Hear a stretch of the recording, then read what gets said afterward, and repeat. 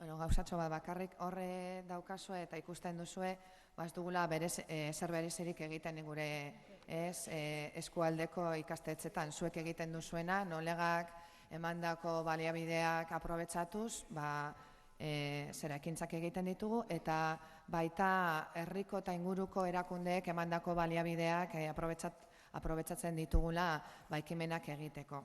Eta gero, emaitzen aldetik, aldekoak eta aurkakoak agertzen zaizkigu, eta aldekoetan belaunaldi berriak euskaldunagoak erabili eta jasotzeko aukera handiagoa, hau da, lanean sartzen dira, euskaldunagoak dira, kalean entzuten ditugu, askoz bada ere, dendetan eta olakoetan, ez? Eskola orduetan arrakasta bermatua ekintzak egia da. Eskolatik kanpo hurbiltzen bagara, ikusiko ditugu ekintza asko utzik edo leku asko utzik daudela, ez?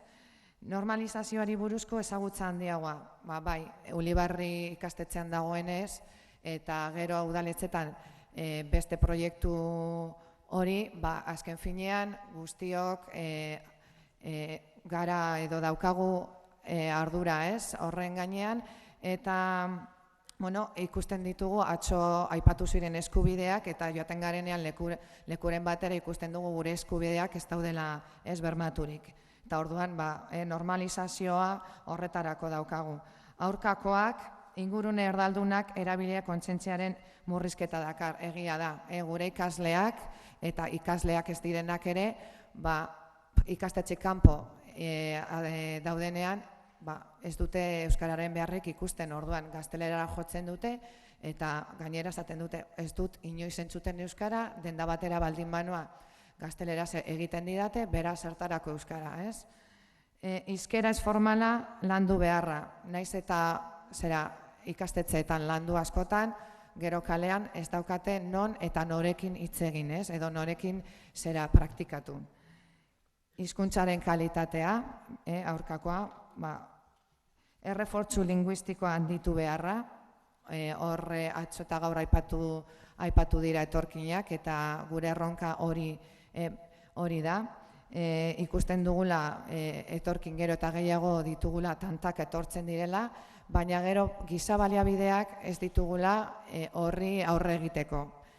Alde batetik Ulibarri proiektua, baina bestetik salbuetsita etortzen dira askotan eta beste batzutan salbuetsiak eskatu behar ditugu, ez ditugulako giza baliabideak horri